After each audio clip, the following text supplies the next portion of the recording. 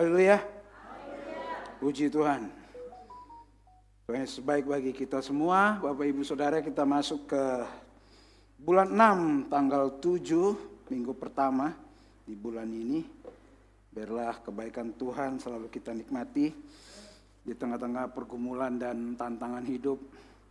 Ya, mulai soal MBG sampai dolar menguat, rupiah melemah, IHSG semakin anjlok ya. Tapi kita percaya bahwa Tuhan selalu menyertai kehidupan kita semua. Amin. Yakin? Baik, puji Tuhan. Bapak Ibu Saudara, kita masuk dalam 2 minggu terakhir seri pengajaran kitab Roma akan selesai. Ya. Kita akan masuk di hari ini di Roma pasal 14 dan 15. Tentu akan sangat banyak pembacaan, tapi saya coba untuk mempersingkat waktu supaya bisa poin-poin penting yang bisa kita pelajari dari seri pengajaran ini. Ya. Karena ada beberapa yang komentar, Koeli sekarang khotbahnya lama katanya, ya. Tapi saya hari ini coba persingkat. Hari ini cuma 23 slide. Kalau biasanya rata-rata 40 sampai 50 slide, ya. Tapi bukan berarti bahwa lama itu tidak baik, ya. Ini kita belajar sama-sama kebenaran firman Tuhan, tapi memang konteksnya hari ini hanya ada 2 poin penting dalam pembacaan kita. Nah, hari ini temanya adalah harmoni, gospel center harmoni. Ya, bagaimana menavigasi perbedaan area abu-abu melalui prisma kasih karunia.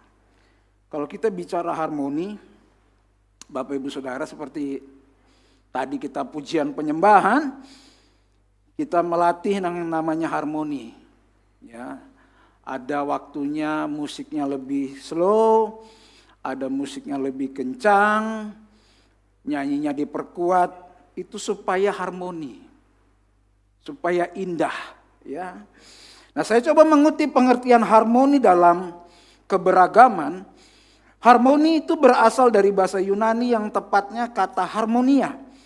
Artinya terikat secara serasi. Harmoni berkaitan dengan keserasian di antara hal-hal yang berbeda, namun berada pada kebersamaan. Dengan demikian dalam keberagamaan yang berbeda-beda dibutuhkan harmoni agar tidak mengutamakan kepentingan yang berbeda, apalagi kepentingan pribadi, tetapi secara serasi mengutamakan kepentingan bersama. Ya, biasanya kalau kita ngelihat suami istri kayaknya harmonis banget gitu ya. Gandengan tangan, ya cipika-cipiki, walaupun di rumah mungkin ada bisa berantem ya, tapi di luar tetap kelihatan harmonis. Ya. Kira-kira seperti itu gambarannya harmoni. Nah, bagaimana kitab Roma mengajarkan kepada kita kehidupan Kristen yang harmoni? Ya. Kita perlu mereview sedikit. Roma pasal 1 sampai ke 11 bicara tentang indikatif. Bicara tentang apa yang Tuhan telah lakukan. Bicara tentang esensi Injil. Bagaimana kematian dan kebangkitan Kristus membenarkan kita. Sehingga kita menghasilkan right thinking. Cara berpikir yang benar. Ketika kita dilatih pikiran kita berpikir dengan benar, maka tindakan kita juga akan benar. Lalu imperatifnya apa? Yang setelah kita pelajari dari Roma 12 dimulai dengan berubahlah oleh pembaruan budimu, di mana bagaimana kita hidup, bagaimana ekspresi Injil, hidup menyalurkan anugerah karena kita adalah penerima anugerah sehingga kita menghasilkan tindakan yang benar. Ya. Ketaatan Kristen bukan soal disuruh, melainkan kesadaran identitas yang melahirkan harmoni. Meskipun tidak mudah untuk menciptakan satu harmoni. Kalau kita bicara musik, kita perlu memikirkan aransemen dan bagaimana alat itu bisa maksimal. Nah, Bapak Ibu Saudara, Kalau awal-awal kita belajar kitab Roma terjadi tension di jemaat di Roma. Ya, ada orang Yahudi, ada orang Romawi, ada orang Yunani. Mereka satu gereja, tapi mereka membawa kultur masing-masing di dalam gereja. Sehingga ada ketegangan dan perbedaan pendapat di antara jemaat gereja di Roma. Secara tidak langsung, di kehidupan kita sekarang juga sama. Di gereja, di tempat kerja, di rumah kita seringkali ada ketegangan dan perbedaan pendapat. Ya. Ketegangan di Roma juga menjadi masalah gereja di akhir zaman ini, konflik antar jemaat. Apa yang diperdebatkan bisa berbeda, tapi prinsipnya tetap sama. Bisa terjadi konflik antara orang tua dan anak, suami dan istri, kakak beradik, ya macam-macam.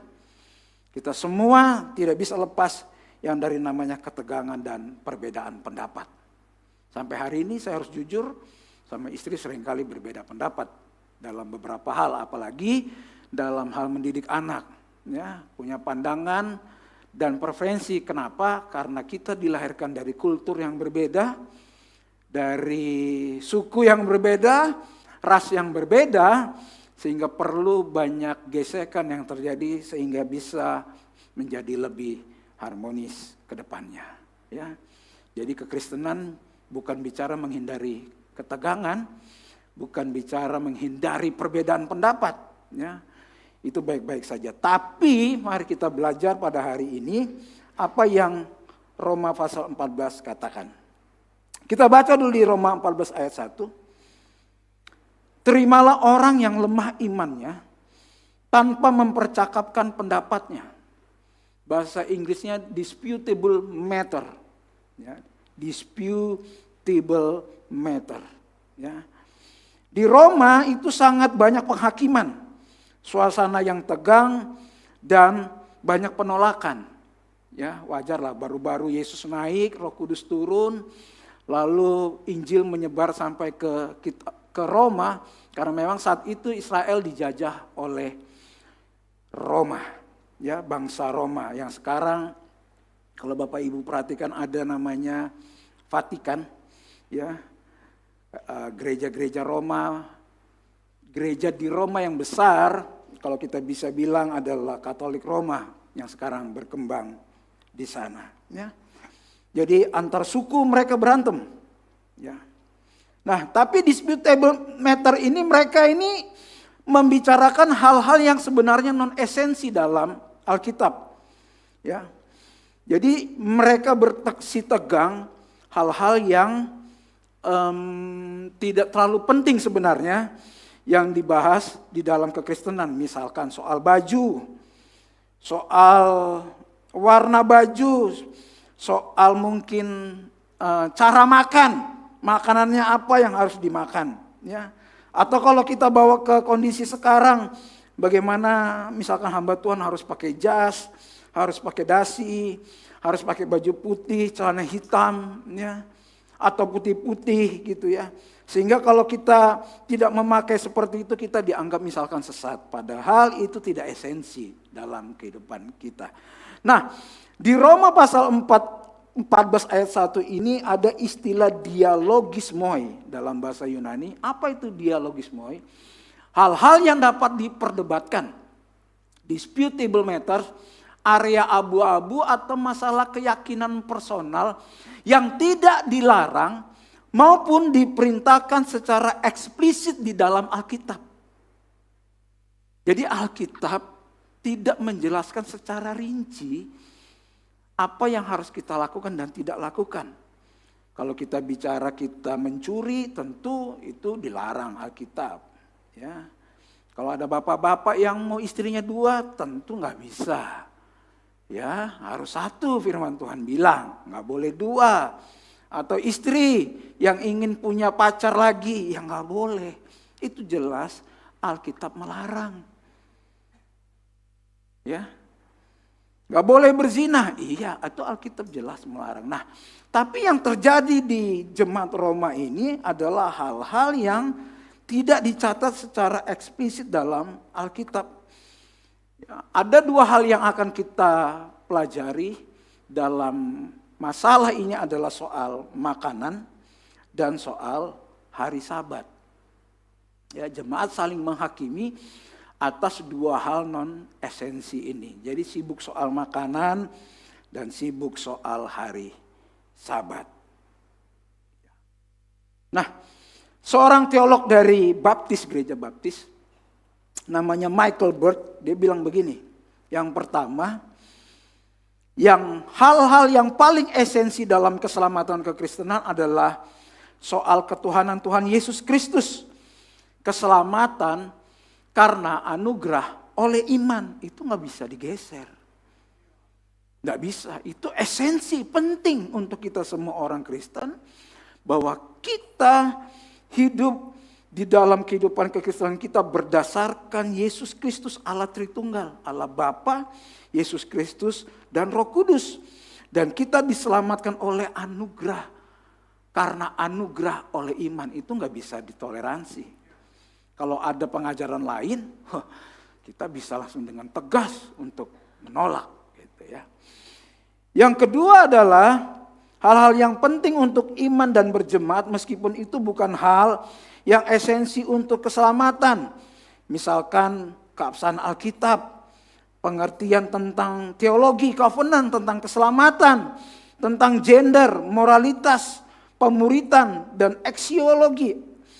Kita nggak boleh lepas dari ini bahwa kita pegang satu-satunya yang kita percaya dalam kekristenan kita adalah Alkitab. Ya, walaupun saudara kita megang Alkitab juga, mereka ada tambahan lagi.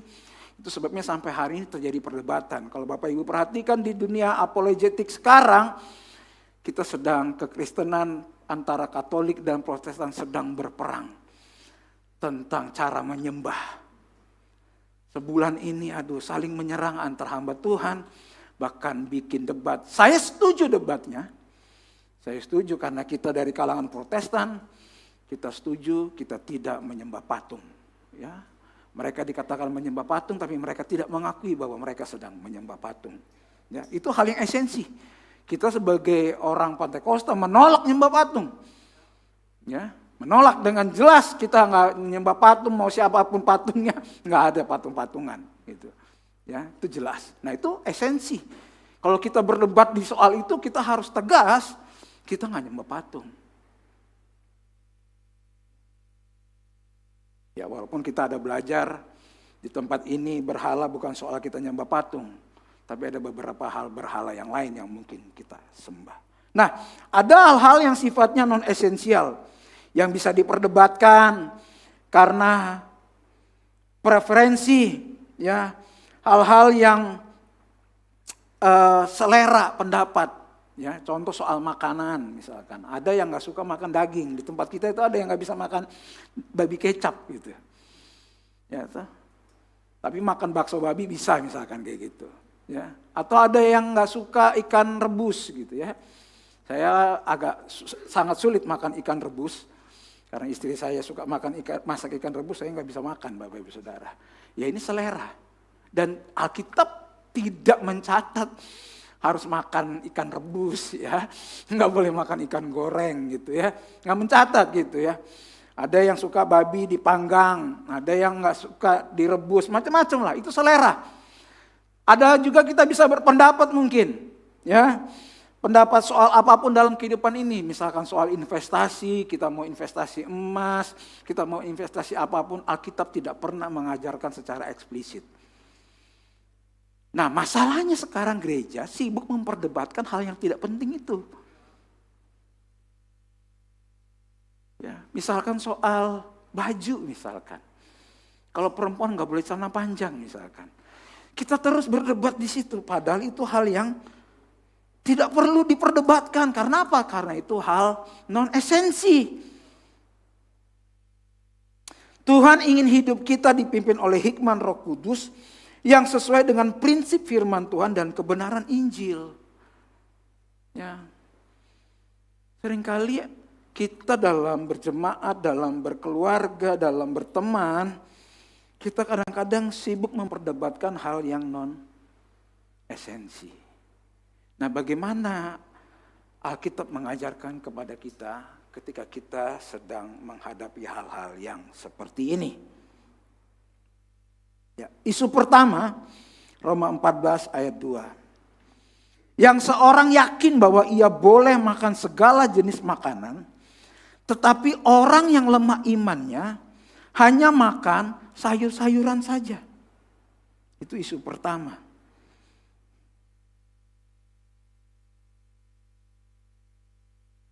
Saya perlu memberitahukan dulu kepada kita semua latar belakang kota Roma. Latar belakang kota Roma itu banyak kuil. Lalu hiburan di sana adalah pasar. Jadi ada pasar, biasanya selalu ada kuil. Ya.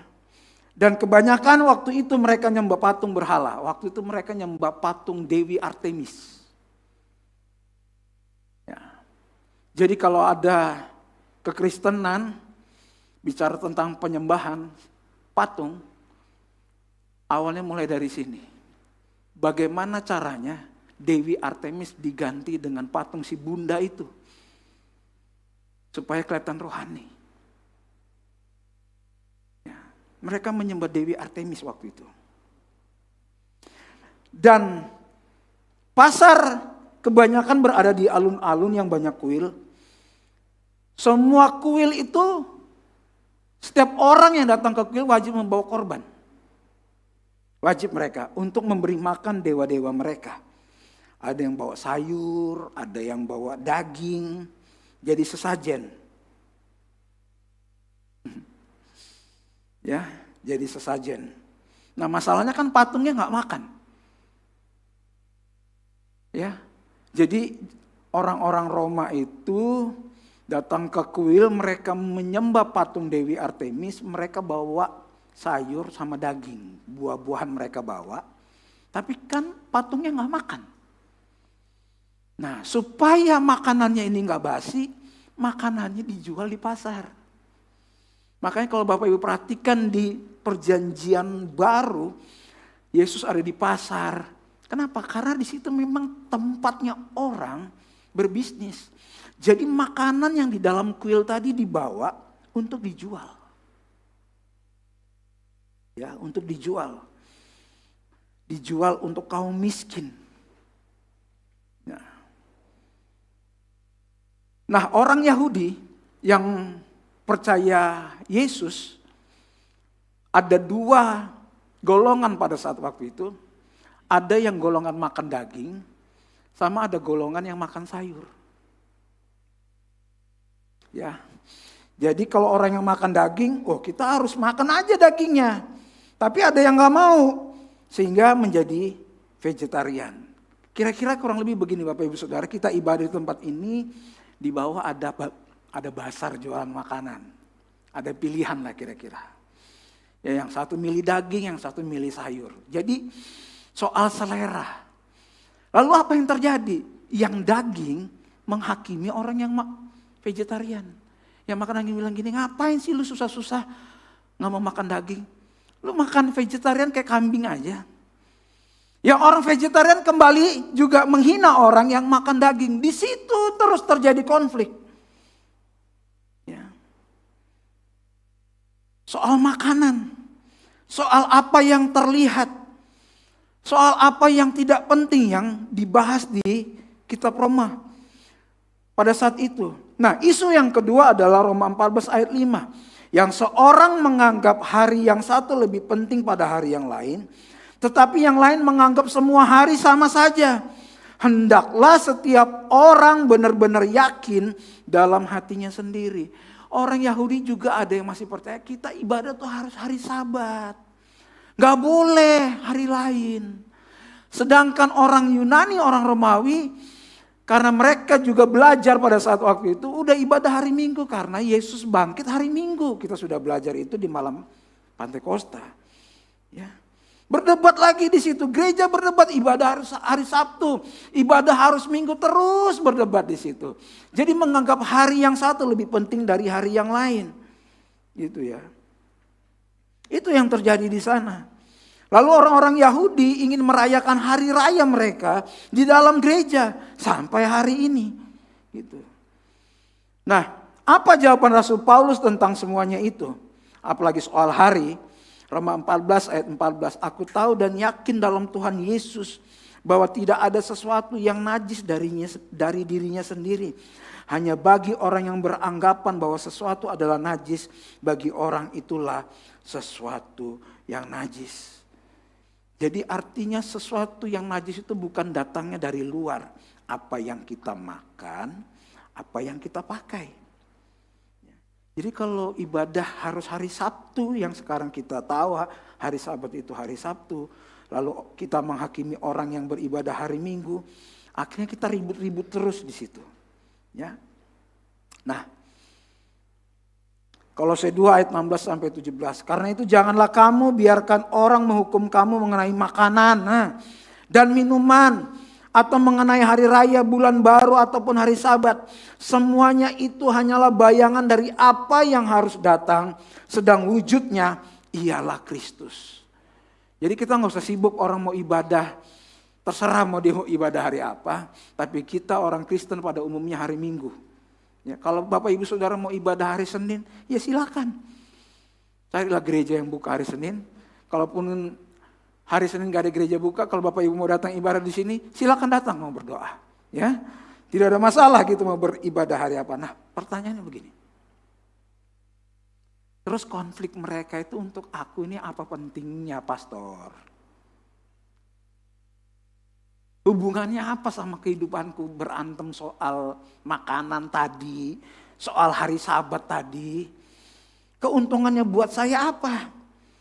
Mungkin kita bisa bertanya, hubungannya sama saya ini opo toh? Aku makan babi, yang satu vegan, yang satu ibadah hari Minggu, yang terus nggak mau ibadah hari Minggu, terus hubungannya sama saya hari ini apa? Mungkin kita bertanya seperti itu. Hubungannya apa? Konflik abad pertama gereja Roma, masalah daging bekas sesajen, melawan orang vegetarian. Mereka menguduskan hari Sabat. Lalu mereka menganggap semua hari sama. Terjadi perdebatan di situ. Nah, abad ke-21 gereja modern sekarang. Contoh, waktu zaman COVID, ada beberapa orang Kristen gak mau vaksin. Katanya itu antikris. Ya. Terus milih-milih lagi vaksinnya. Ada yang pilih Moderna, ada yang pilih Sinovac, melawan orang yang anti vaksin. Berdebat di situ. Saya pernah ikut berdebat juga karena saya memilih untuk vaksin. Kenapa? Saya memilih untuk vaksin karena supaya bisa berangkat waktu itu.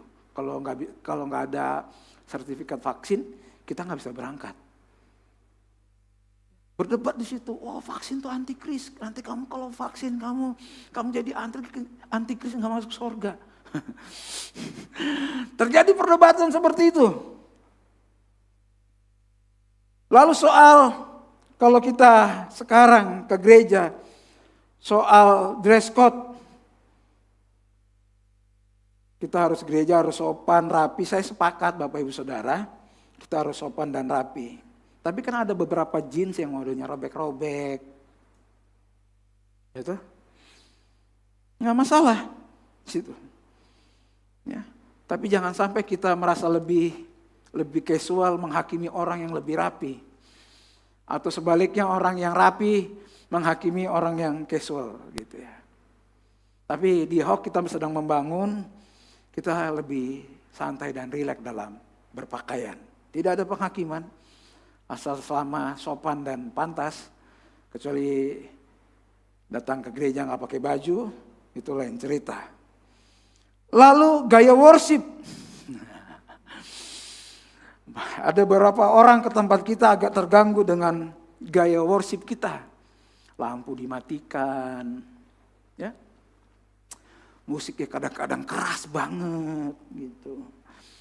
Atau nyanyinya nggak lagu Pantekosta, lagu Mars. Ya. Ada beberapa gereja, kalau saya mah suka lagunya lagu Pantekosta lama gitu, nggak suka lagu-lagu baru. Akhirnya saling menghakimi.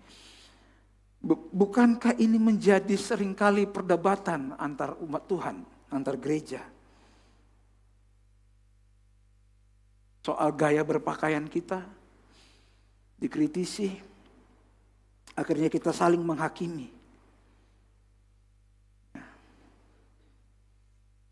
Di Alkitab tidak ada pernah mencatat Bapak Ibu Saudara, gaya penyembahan. Tidak ada. Atau pilihan partai politik.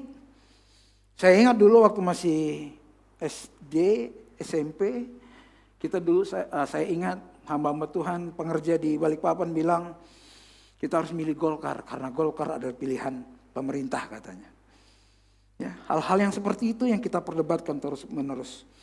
Nah akhirnya terjadi gesekan. Kecenderungan untuk saling merendahkan atas dasar selera. Karena selera kita nggak sama, kita akan saling merendahkan satu dengan yang lain. Saya dulu paling saya pernah ikut ibadah gereja Protestan.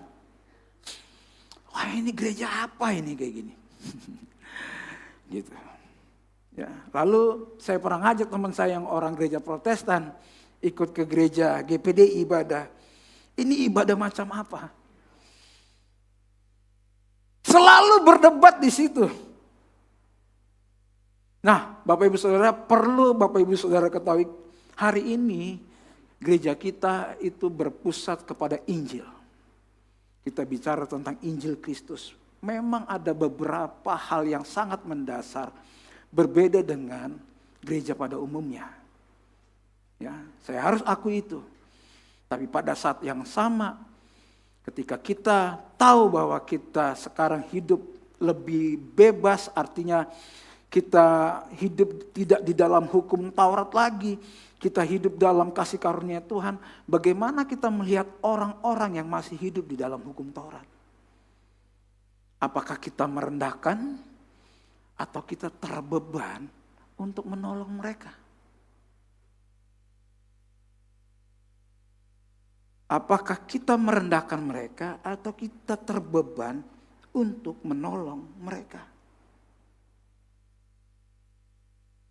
Karena kalau kita ikut merendahkan, kita bicara kita menerima anugerah Allah, kita memahami gospel center, lalu kita merasa pandangan kita paling benar dan paling mutlak.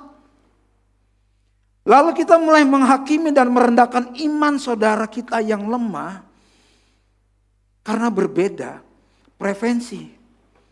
Itu bisa menjadikan kita hukum Taurat bentuk baru. Saat kita memakai gospel center, gereja yang berpusat kepada Injil untuk merendahkan orang lain, kita telah jatuh kembali menjadi kaum legalistik yang munafik. Saat iman kita diperbarui, kita mengalami pertumbuhan rohani. Lalu kita melihat orang-orang di sekitar kita yang tidak mengalami seperti kita mulai merendahkan mereka. Ketika kita mulai merendahkan mereka secara tidak langsung, kita membentuk hukum Taurat yang baru.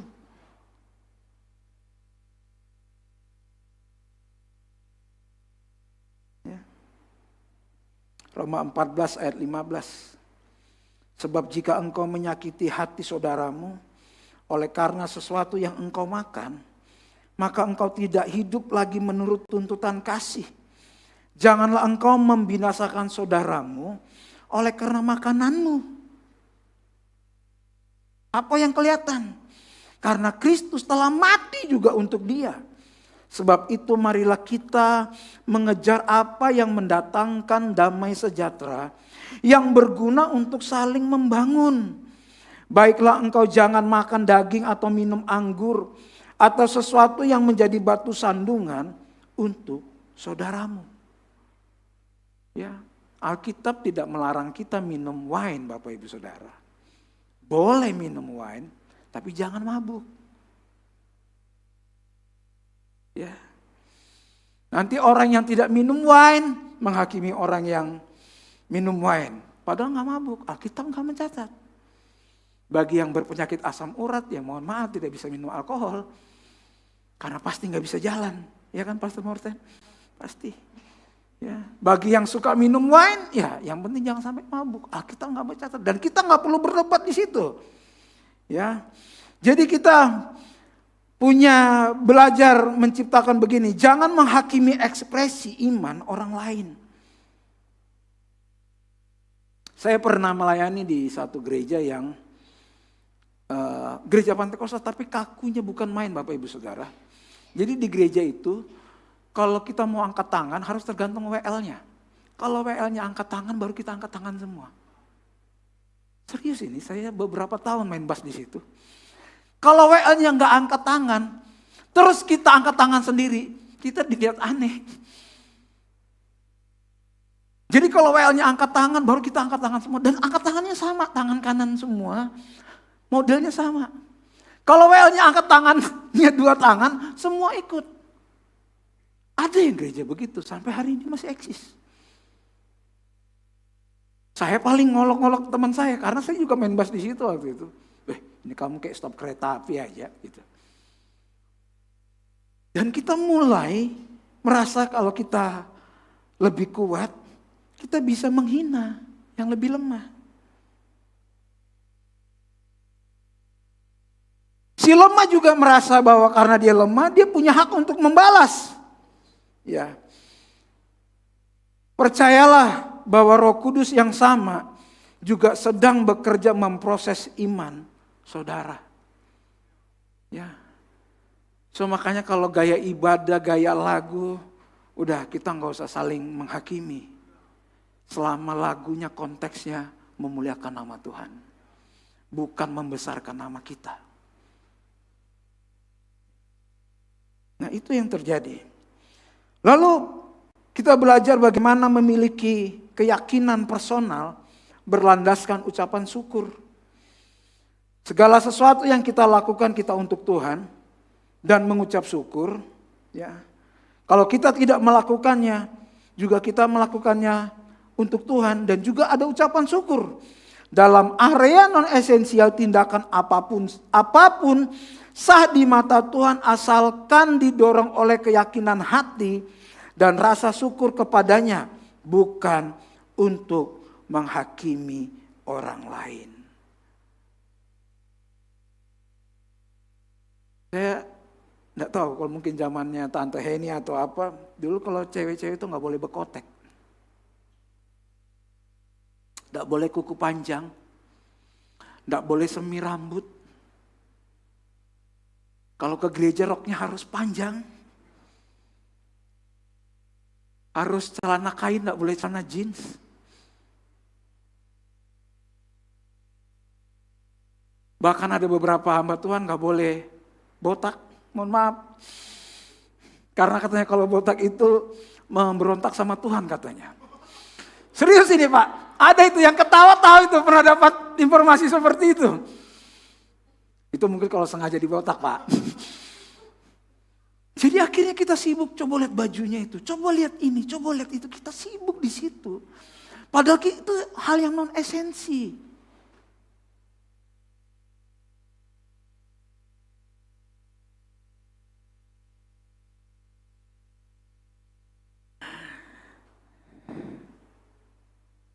Ada juga yang tanya, soal rokok gimana? Rokok kan gak ada di Alkitab. Oh iya, memang rokok gak ada di Alkitab. Ya. Tapi kalau Bapak Ibu bayangkan kalau rokok diperbolehkan.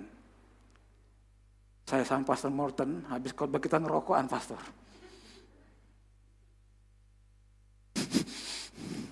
Kira-kira gimana Bapak Ibu Saudara?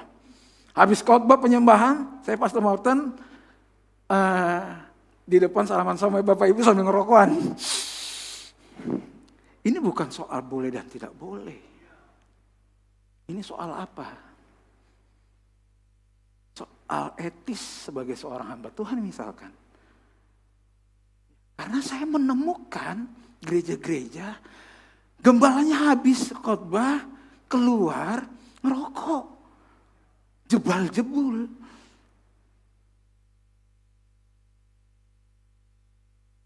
Atau para suami deh yang ngerokok. Kalau ternyata istri Anda ngerokok sama-sama Anda, kira-kira gimana? It is good. Kan di Alkitab nggak ada. Ya oke, di Alkitab nggak ada. So kira-kira gimana? Bayangkan saya sama Pastor Morton ngerokok, Anda bisa bayangkan. Marlboro lagi rokoknya Pak ya.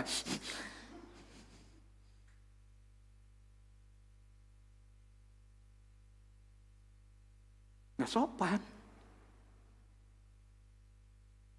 Ya. Nah, bagaimana kita mempraktekkan kemerdekaan dengan kasih? Bagaimana kita belajar untuk tidak menjadi batu sandungan? Ya, ada beberapa hamba Tuhan yang memang badannya full tato. Suatu kali dia pertama kali khotbah dia ya nggak mau ditutup-tutupin lah tatonya. Tampil apa adanya, nggak ada masalah sampai di situ.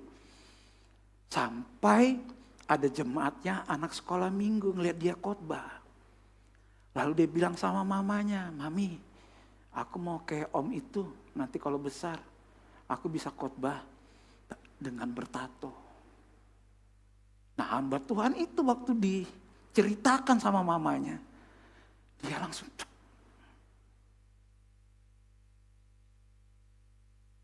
dia tidak hapus tatonya, dia pakai baju lebih panjang. Karena jangan sampai anak kecil mencontoh dia tatonya.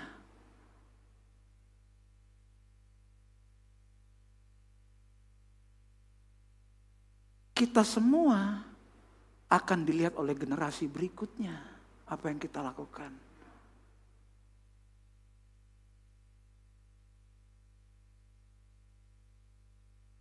Kalau kita orang tua ngerokok, nggak heran kalau anak kita bisa jadi ngerokok nanti.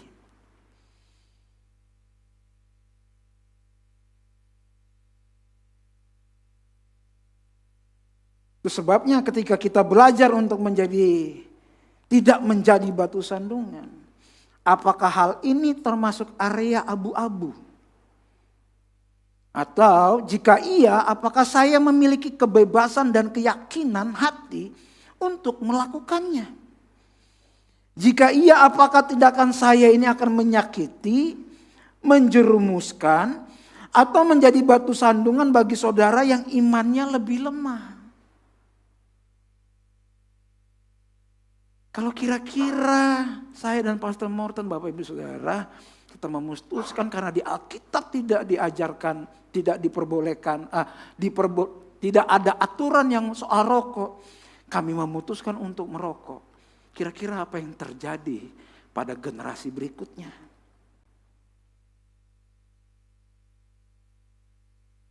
Ya. Jika tidak, maka kita menggunakan kemerdekaan Kristen kita dengan penuh ucapan syukur.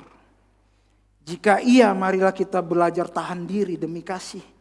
Janganlah engkau membinasakan saudaramu oleh karena makananmu, karena Kristus telah mati untuk dia. Nah, karena preferensi kita berbeda, ada yang setuju ngerokok itu boleh, ada yang gak boleh. Nah saya secara pribadi memutuskan, karena saya dulu perokok, saya memutuskan untuk tidak merokok.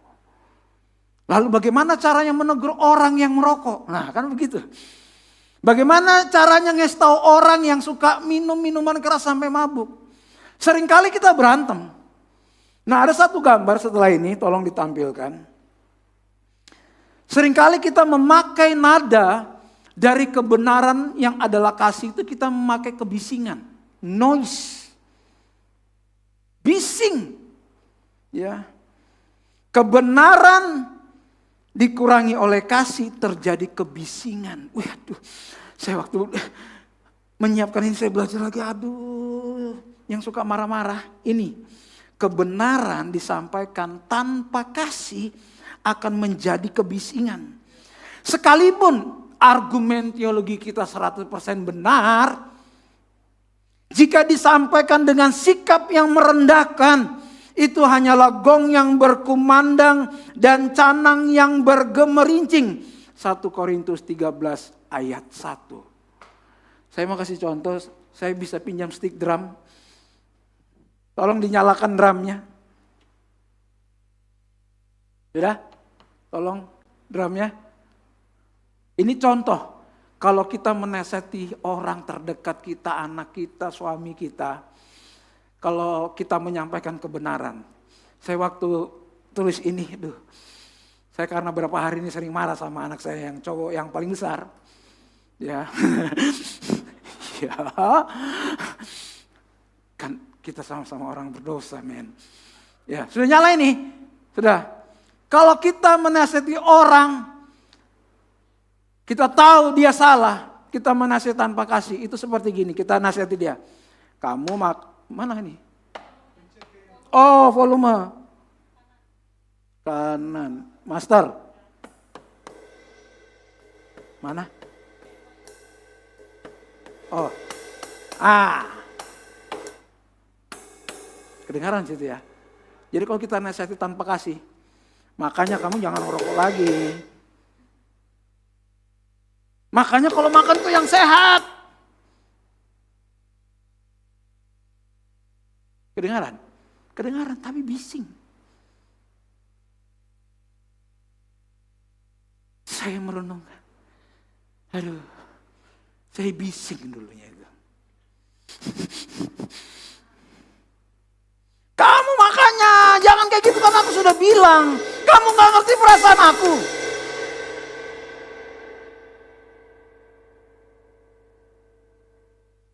Makanya bertobat. Udah cukup. Sorry. Bukankah kita sering kali bising?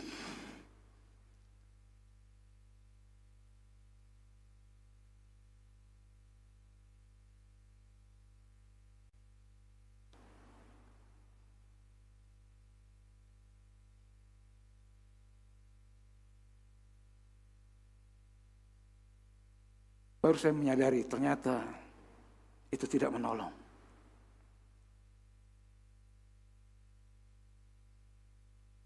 Tidak menolong.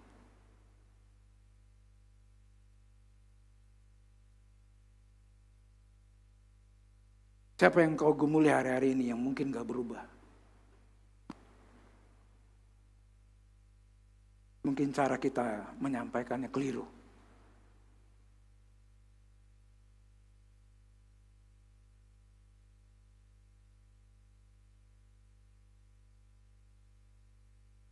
Tapi bagaimana mengkomunikasikan anugerah? Hendaklah kata-katamu senantiasa penuh kasih. Pesan Injil tidak akan pernah sampai jika penyampaiannya melukai. Aduh.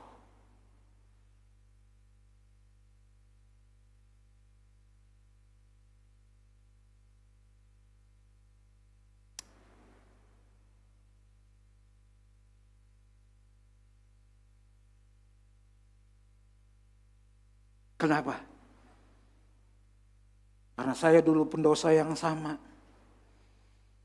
Tapi karena Kristus yang sabar terhadap saya.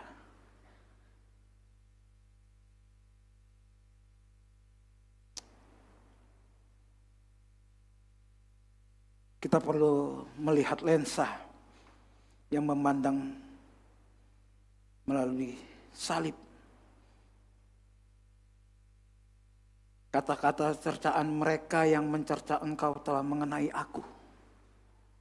Yesus yang harusnya tidak perlu dicercai, dia harus dicercai karena pelanggaran kita.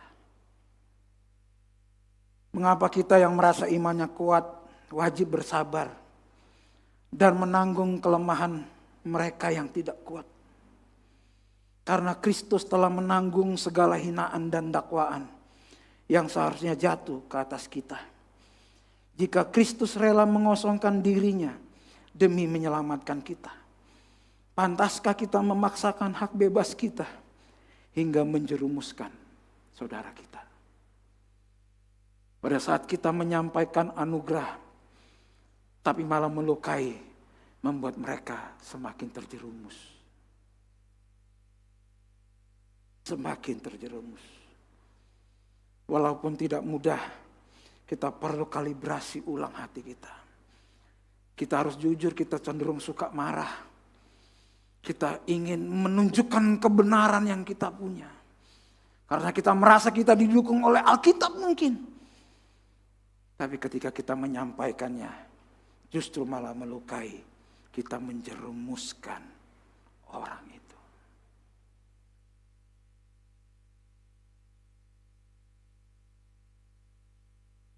Jadi kalau menyampaikan sesuatu kebenaran sama orang yang lebih lemah imannya, kita nggak perlu teriak-teriak. Sampaikan dengan kasih.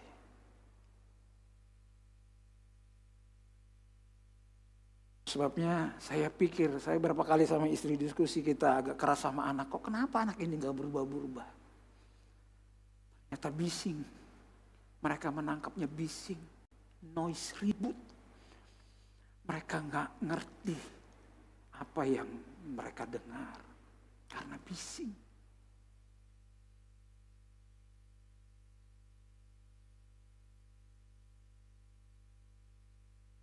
So, bagaimana harmoni dalam gereja? Di dalam hal yang esensi kita harus bersatu. Kita harus percaya kepada Allah Tritunggal.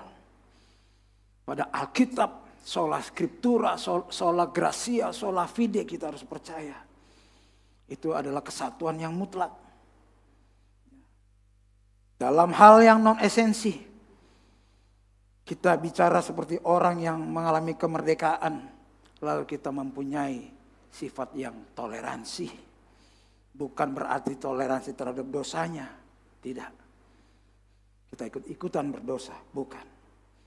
Bukan itu. Tetapi di dalam segala hal, mari kita menggunakannya dengan kasih. Saya undang pemain musik. Ya. Saya mengutip dari Saint Augustine. Inilah wujud yang nyata dari Gospel Center Harmony. Terimalah satu akan yang lain. Sama seperti Kristus telah menerima kita. Tuhan tolong kita. Kita belajar hari ini bagaimana kita menyampaikan kebenaran dengan kasih. Sehingga tidak terjadi kebisingan, noise yang terjadi. Ya. Saya undang kita bangkit berdiri. Ada lagu, termasuk cukup yang lagu baru. Tolong lirik